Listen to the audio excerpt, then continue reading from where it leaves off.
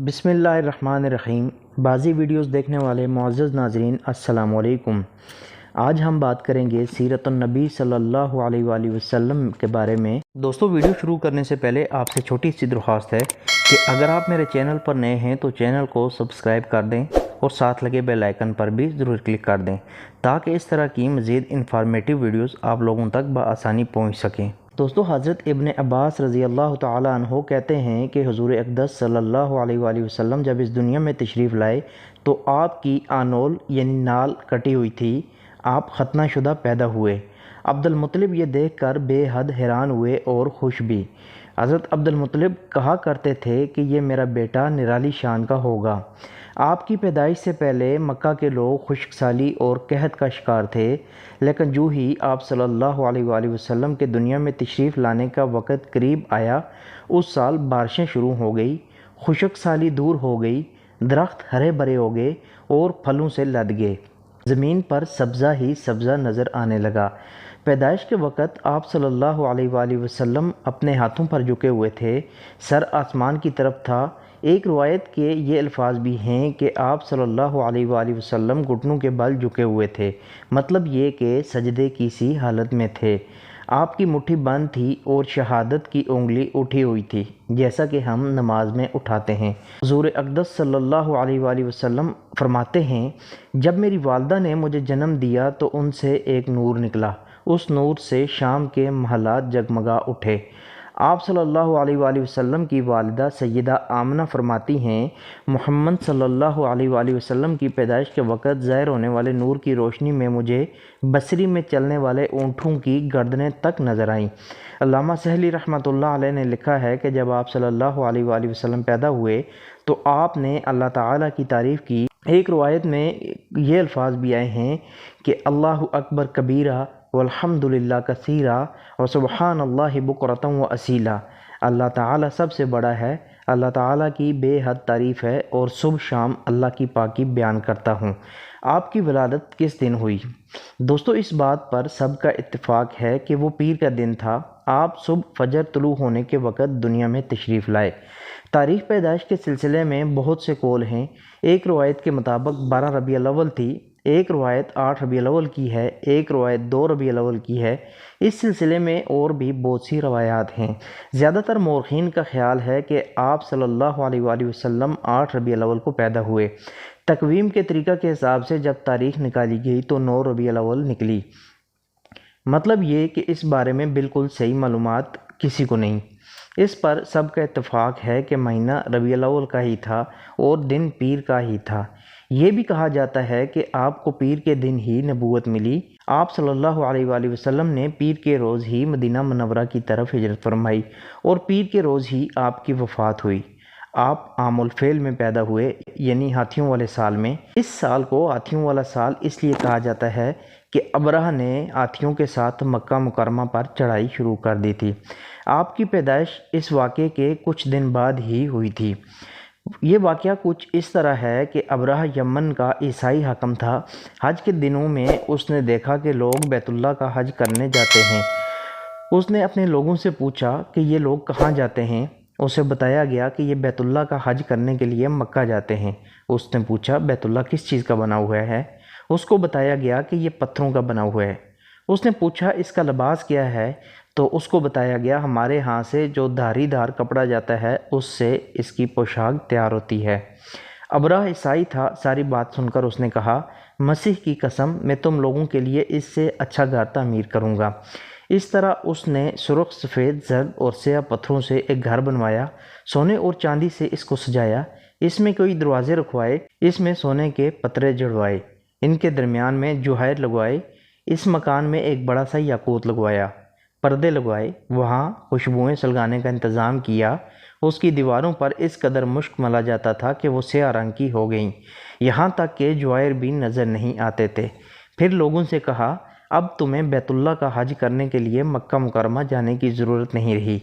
मैंने यहीं तुम्हारे लिए बैतुल्लाह बनवा दिया है, लिहाजा अब तुम इसका तवाफ़ करो। इस तरह कुछ कबाइल कई साल तक इसका हज करते रहे, इसमें इत्काफ़ करते रहे। हज वाले मनासिक भी यहीं अदा करते रहे। عرب کے ایک شخص نفیل خشمی سے یہ بات برداشت نہ ہو سکی، وہ اس مصنوعی خانہ کعبہ کے خلاف دل ہی دل میں کرتا رہا۔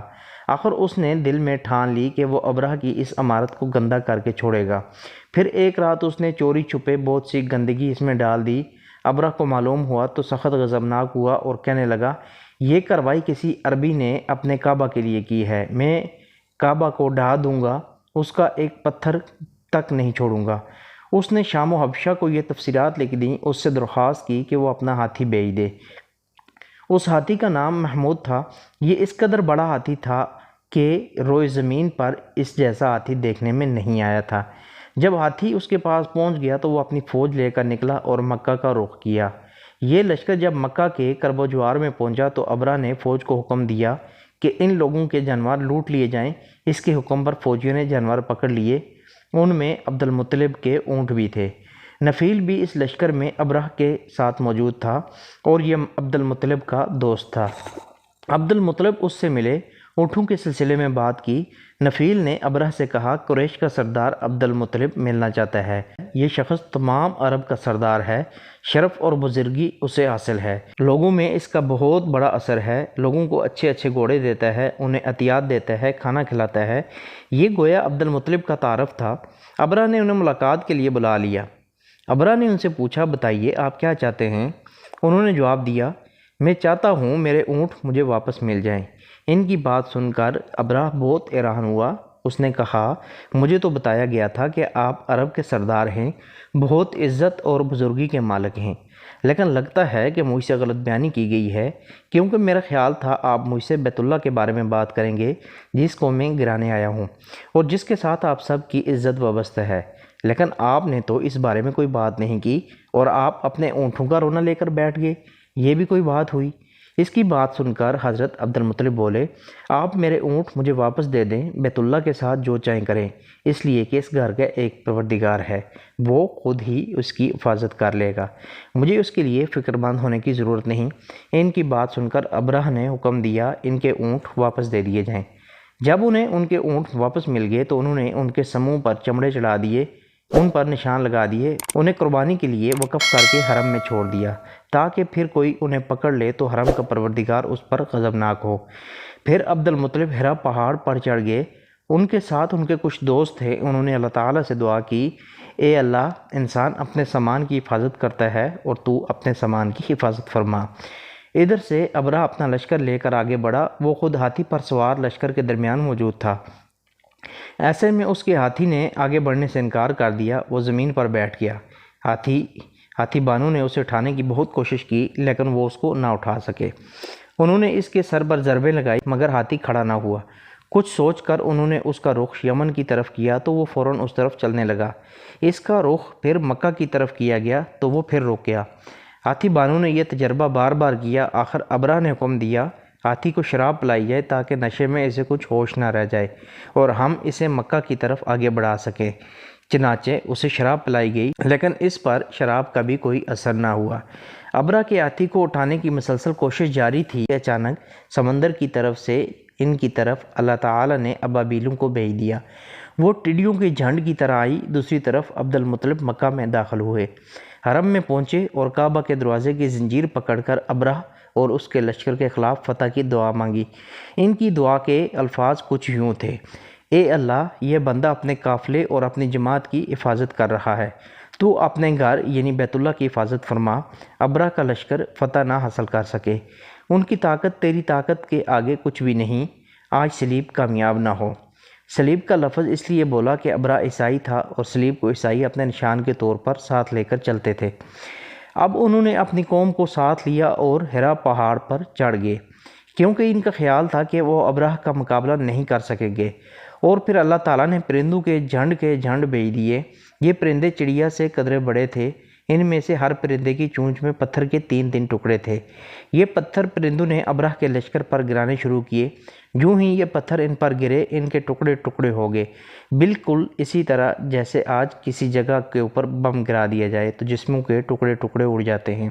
ابرہہ کا ہاتھی محمود البتہ ان کنکریوں سے محفوظ رہا، باقی سب ہاتھی اور سب انسان تہس نہس ہو گئے۔ یہ ہاتھی 13 عدد تھے، سب کے سب کھائے ہوئے نوسط کے مانند ہو گئے، جیسا کہ سورۃ الفیل میں آتا ہے۔ ابرہ اور اس کے کچھ ساتھی تباہی کا یہ منظر دیکھ کر بری طرح بھاگے، لیکن پرندوں نے ان کو بھی نہ چھوڑا۔ ابرہ کے بارے میں طبقات میں لکھا ہے کہ اس کے جسم کا ایک ایک عضو الگ ہو کر گرتا چلا گیا، یعنی وہ بھاگ رہا تھا اور اس کے جسم کا ایک ایک حصہ الگ ہو کر گر رہا تھا۔ دوسری طرف حضرت عبد المطلب اس انتظار میں تھے کہ کب حملہ ہوتا ہے، لیکن حملہ آور جب مکہ میں داخل نہ ہوئے تو حالات معلوم کرنے کے لیے نیچے اترے۔ مکہ سے باہر نکلے تب انہوں نے دیکھا سارا لشکر تباہ ہو چکا ہے، خوب مال غنیمت ان کے ہاتھ لگا، بے شمار سامان ان کے ہاتھ آیا، مال میں سونا چاندی بھی بے تحاشا تھا۔ لشکر میں کچھ لوگ ایسے بھی تھے جو واپس نہیں بھاگے تھے، یہ مکہ میں رہ گئے تھے۔ ان میں ابرہ کے ہاتھی کا محاوت بھی تھا جو محمود کو آگے لانے میں ناکام رہا تھا۔ ہمارے نبی حضرت محمد مصطفیٰ صلی اللہ علیہ وآلہ وسلم اس واقعہ کے چند دن بعد پیدا ہوئے۔ دوستو اگر آپ کو میری ویڈیو پسند آئی ہو تو ویڈیو کو لائک اینڈ شیئر ضرور کر دیں، اور میرے چینل کو سبسکرائب کر دیں اور ساتھ لگے بیل آئیکن پر بھی ضرور کلک کر دیں تاکہ اس طرح کی مزید انفارمیٹیو ویڈیوز آپ لوگوں تک بآسانی پہنچ سکیں۔ آپ سے ملاقات ہوگی نیکسٹ ویڈیو میں۔ اپنا بہت سارا خیال رکھیے گا، مجھے اپنی دعاؤں میں یاد رکھیے گا۔ تب تک کے لیے اللہ حافظ، السلام علیکم۔